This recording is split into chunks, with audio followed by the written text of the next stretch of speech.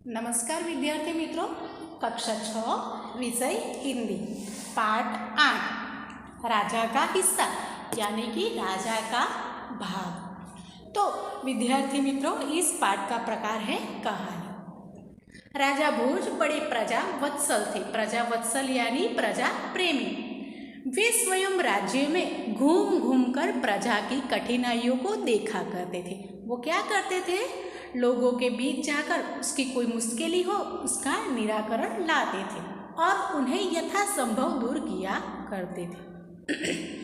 एक दिन राजा अपनी रानी के साथ रथ पर सवार होकर राज्य का भ्रमण कर रहे थे। वे राजधानी से बहुत दूर निकल गए थे। एक दिन क्या हुआ? राजा अपनी रानी के साथ नगर परिभ्रमण यानी नगर को देखने के लिए रथ में सवार होकर जा रहे थे। अपनी राजधानी से वे बहुत दूर निकल गए। उन्होंने देखा कि एक खेत में एक किसान हल जोत रहा है। हल जोत रहा है यानी कि बैल चला रहा है हल के साथ, मगर उसके हल में एक ही बैल है। दूसरे बैल के स्थान पर उसकी स्त्री हल खींच रही। राजा भोज ने रथ रोका और किसान के पास जाकर कहा, भले आदमी, तुम यह क्या अत्याचार कर रहे हो? भला कहीं स्त्री को भी हल में जोता जाता है? राजा ने क्या कहा, अरे यार, तुम कैसे मूर्ख इंसान हो? अपनी पत्नी को तो हल में जोता जा रहा है। तो किसान क्या उत्तर देता है, मेरा एक बैल मर गया है, दूसरा बैल खरीदने के लिए मेरे पास धन नहीं है। अगर खेत न जोता तो मैं खाऊंगा क्या? कहकर किसान पुनः अपने कार्यों में लग गया। किसान क्या उत्तर देता है, अगर मैं खेत नहीं जोतूंगा तो मैं खाऊंगा क्या? मेरा एक बैल तो मर गया है। उसे क्या पता था कि उससे बात करने वाला कौन है। राजा ने कहा, अरे भाई, जरा सुनो तो, जो कहना है मेरे साथ चलते चलते कहो, मेरा काम क्यों रोकते हो? किसान ने राजा से कहा, क्या कहा? जो भी कहना है मेरे साथ चलते चलते कहो, मेरा काम क्यों बिगाड़ रहे हो? राजा भोज उसके साथ साथ चलने लगे। अपने काम के प्रति किसान की लगन देखकर राजा भोज बहुत प्रभावित हुए।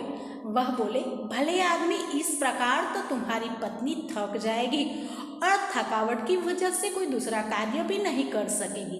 किसान बोला, तो फिर तुम ही बताओ, मैं क्या करूं? राजा ने कहा, तुम मेरे साथ चलो, मैं अपना एक बैल तुम्हें दे देता हूँ। राजा ने क्या कहा, तुम मेरे साथ चलो, मेरे पास एक बैल है, मैं तुम्हें दे देता हूँ, मगर इतनी देर मुझे काम रोकना पड़ेगा, तुम ही बैल ला दो ना। किसान क्या कहता है, इतनी देर मेरा काम रुक जाएगा, ऐसा करो, तुम ही बैल ला दो।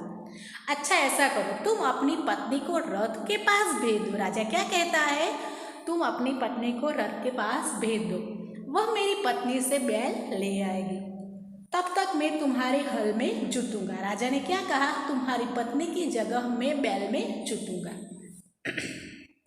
किसान इस बात पर राजी हो गया। राजा भोज हल में जुत गए और किसान की पत्नी रथ के पास चली गई। उसने रानी को सारी बात बता दी। किसान की पत्नी किसके पास गई? रानी के पास जाकर उसने सारी कहानी बताई।